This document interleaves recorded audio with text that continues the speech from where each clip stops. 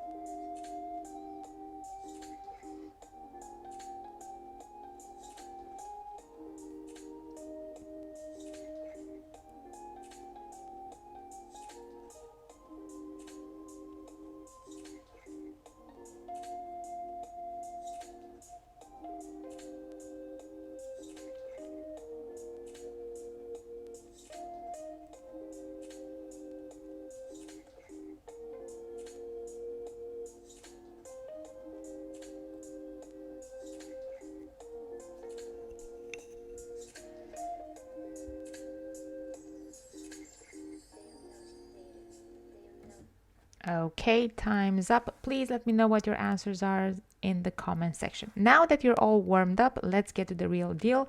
We're going to start with activity 1 and we're going to focus on the first visual, which is a bar chart.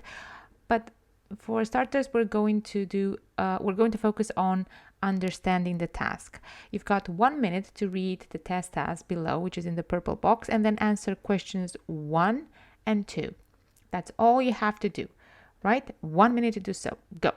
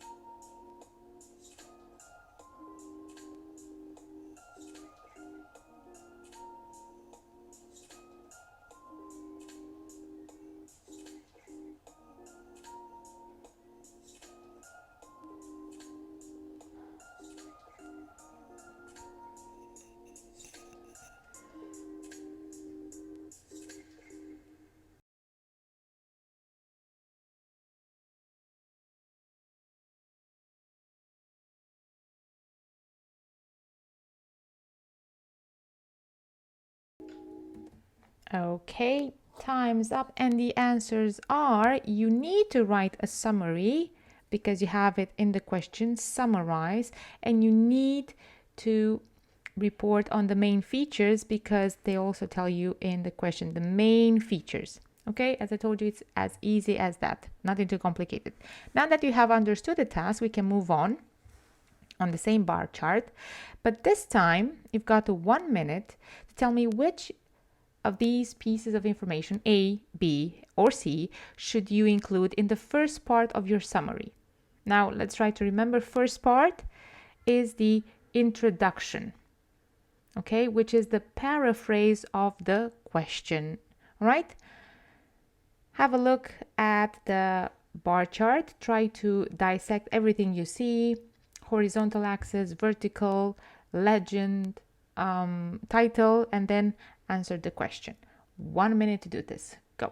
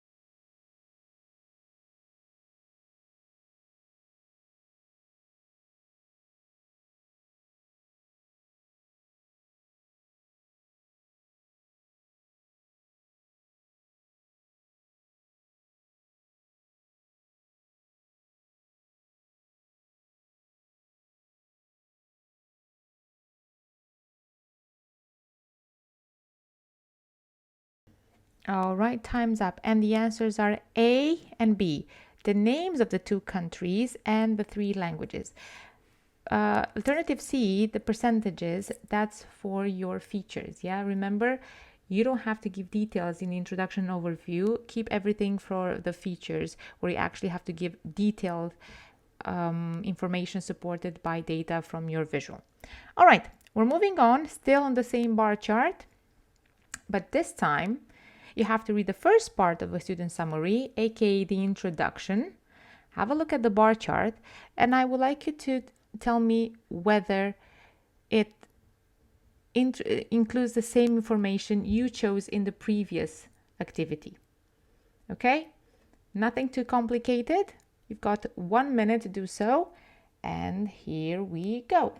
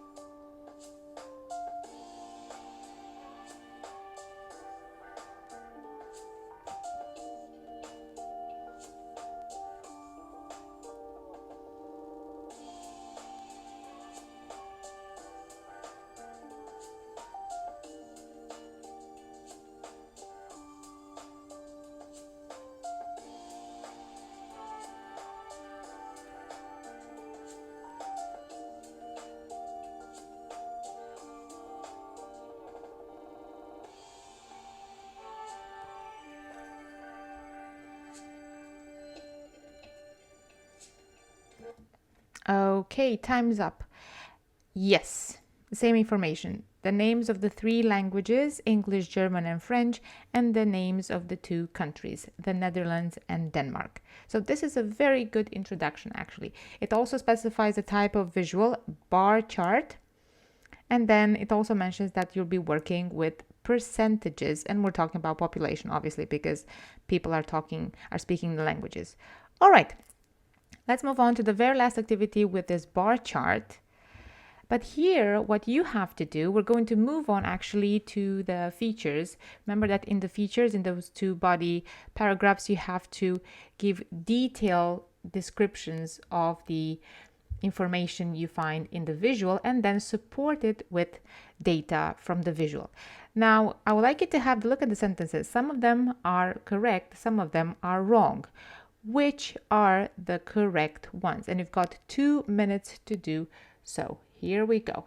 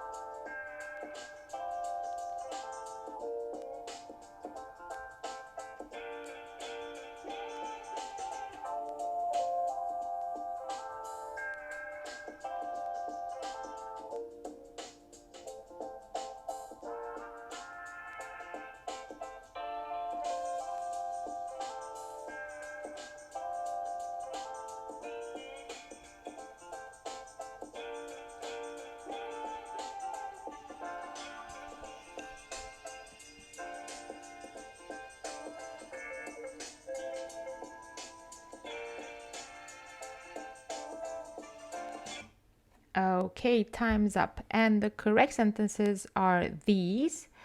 As you can see, the student who has written the sentences follows the test task. So they have written what the test has asked them to do, comparing the information and supporting it with example. A greater percentage of people than only 29% of the people compared to German. Smaller percentage of people speak than in the Netherlands. English is the most popular foreign language in both the Netherlands.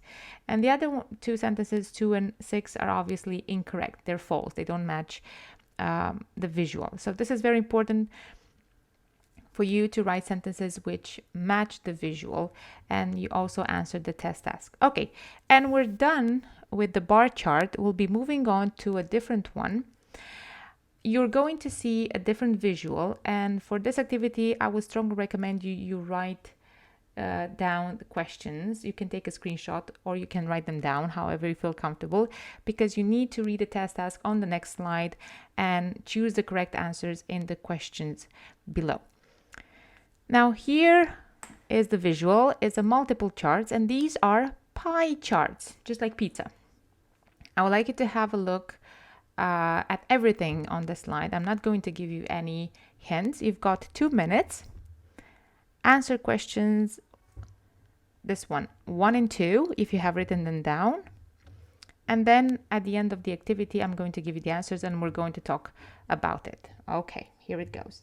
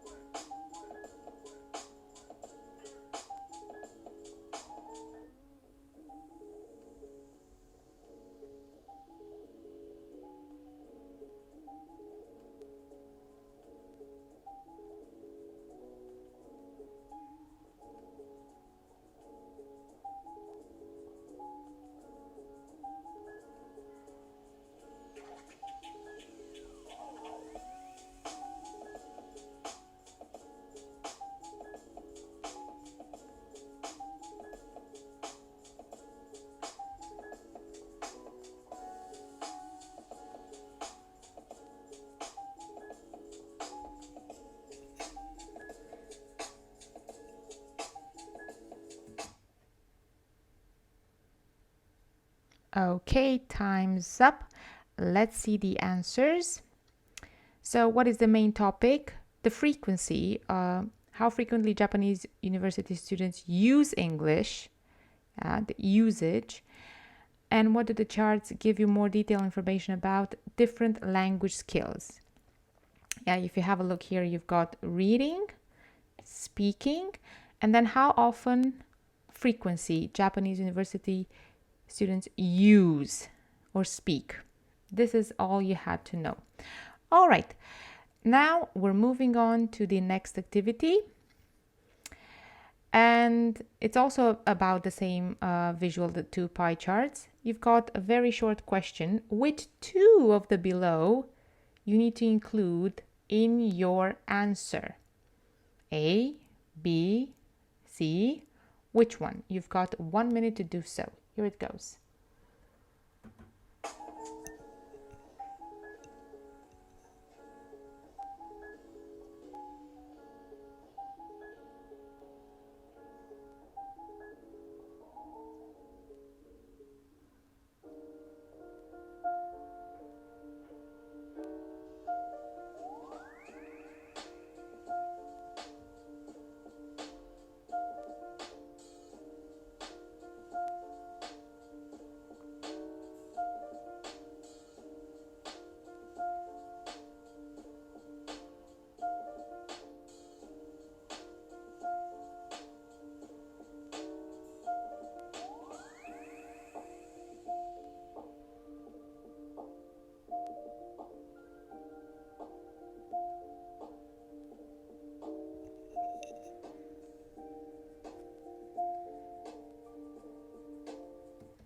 Time's up. So, which two of the below do you need to include in your answer? You need to introduce a summary of the main topic and then some key information. Summary, meaning is the introduction, and some key information, the overview. Yes, information about the percentages is also important, but not all. Yeah, this is the tricky part. You don't have the time, first of all, and they don't ask you to write about all the percentages. They want you to summarize and select the main features. Okay, moving on to the next activity. Now, again, I would like you to write this down. I would like you to write the features down because you'll be needing this. I would like you to find these features in the charts, in the pie charts. Don't worry, I'm going to go on the next slide and I'm going to project the charts for you. And I would like you to have to look at them very carefully, analyze them. What does each one represent? Okay, these are the pie charts. You've got 3 minutes to do this activity.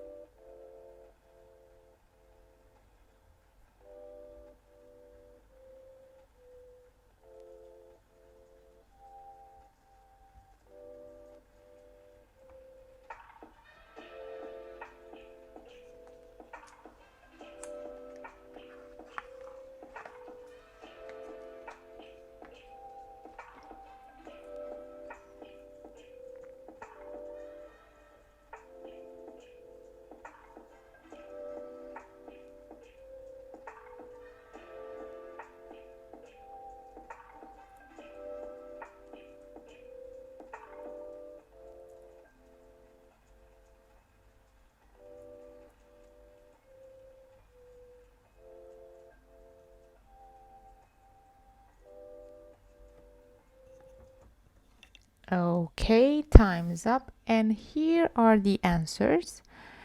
This is what they represent, the percentages. Now, basically, these are the main ideas you should jot down during the planning part in those 2 to 3 minutes when you plan and when you read the test task and when you analyze the pie chart or the visual. Okay, now remember that I told you to write those down, these features, the smallest percentage, the largest percentage, so on and so forth, because you're going to need these features for our next activity, where you have to match the sentence beginnings with the features you have identified previously. Again, if you need to go back to the pie charts, that's totally fine. You've got 2 minutes for this one.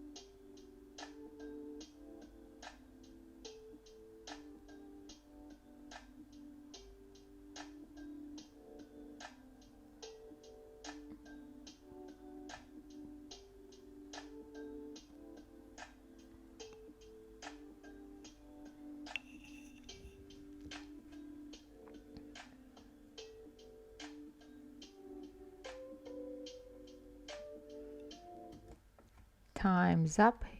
These are the answers. You can check them with your answers. And now we're moving on. I want to reinforce the structure. I know this is very nagging. I'm aware of this, but it's extremely important you remember the structure of task one summary, because I can tell you from experience that if you follow the structure, you're going to get a very high score. So we've got the introduction, which is the paraphrase of the question. Yeah. Then we've got the overview. You should be starting it with overall, because this will give the examiner the signal that you're writing an overview.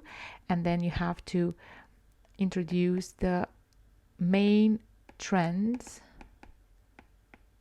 bird's eye view.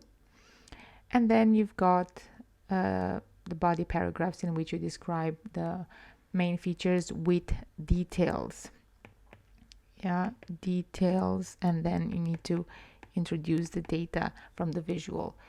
I don't know, be it numbers, percentages, tons, kilograms, whatever you might have there. Now, the overview, you can have it right after the introduction, or you can have it at the end of the summary. That's totally fine. Let's say that you're in a rush or you're anxious and you forget about it. If you write it at the end, that's totally fine. This is why some examiners call it a conclusion. It's not actually a conclusion. A conclusion is something you made after judgment, after an analysis, and you don't really judge anything here, just simply describe the facts. I strongly recommend my students to write the overview right after the introduction so they don't miss writing it. All right. So, having said that, we are moving on. And we're still focusing on the pie charts. This time it's all on you. We're going to have 3 activities where you have to practice. So the first one is I would like you to write your own introduction. Remember, introduction is the paraphrase of the question. Now, if you need to go to the question, you can go back to read the test task and you have to paraphrase. The beginning has been given to you, the 2 pie charts. Remember always to identify the type of charts that you have, gives information about, and you paraphrase the question, the title of the visual, anything you have there. You've got 2 minutes to do so. Here we go.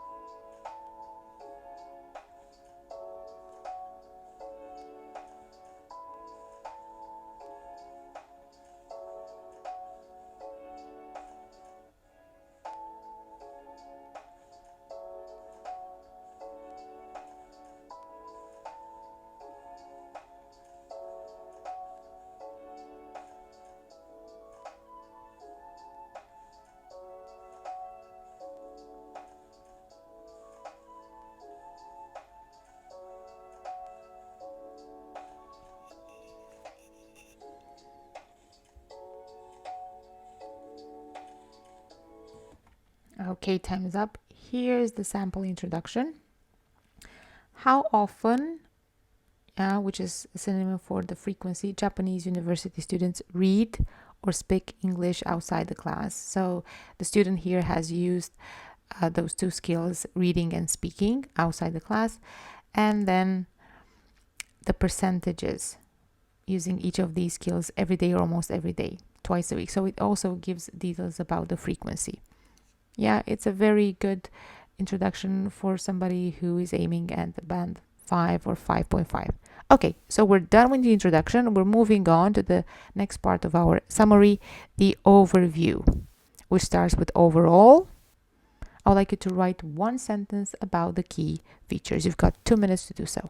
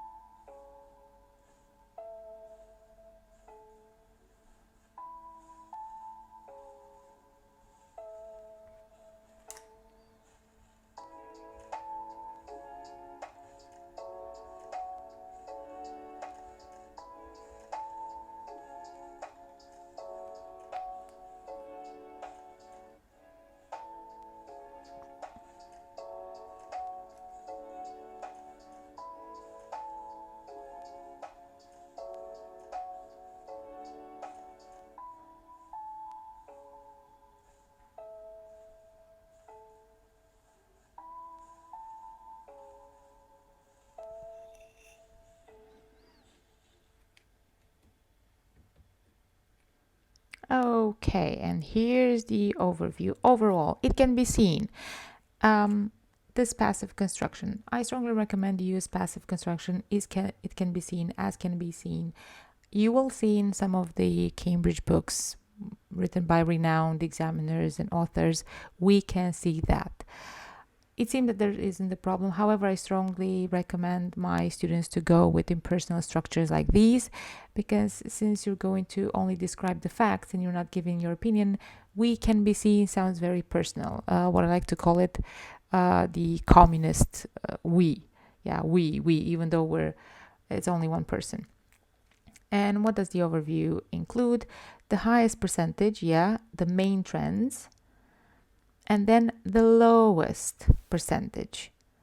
And we also have a connective over here, while. So this is the contradiction. I have identified the highest, the high, and the low. As you can see, one sentence, nothing too complicated. Okay, so this means that logically we're moving on to the body paragraphs in which we describe in details and we support with data from the visual, 2 body paragraphs. Okay, well, I'm not actually going to ask you to write body paragraphs, but I'd like you to write some sentences, and then the sentences are going to become paragraphs.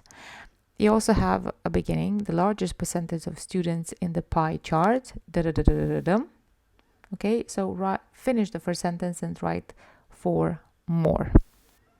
You've got 5 minutes to do this. Good luck. And by the way, drum roll, because this is the last activity. Yay!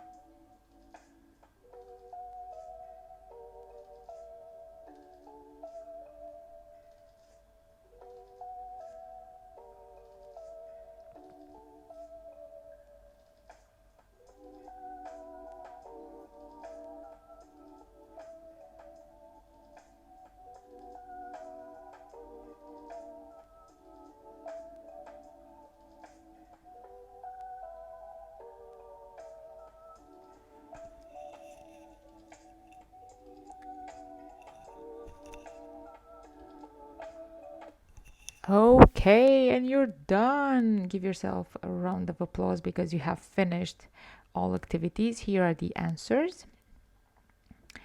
As you can see, the student here has used, again, language of comparison, synonyms as much as possible, and again, adverbs and adjectives to show the differences between the data. So we have same proportion, slightly fewer, smallest percentage, again, synonyms, proportion and percentage, very good, not overusing the same word, over half, and so on and so forth. And that was it. You have survived. I think this is the longest lesson so far. Thank you very much for watching. I do hope you have learned something. If you have any questions, please do not hesitate to drop them in the comment section. And if you found it useful, share this lesson with somebody else who's preparing for IELTS. Until next time, take care of yourself, get plenty of water, get plenty of sleep, get enough sun, not too much. Basically, you're just a plant, a flower with sophisticated emotions. And I am so looking forward to seeing you next time. Take care. Bye bye.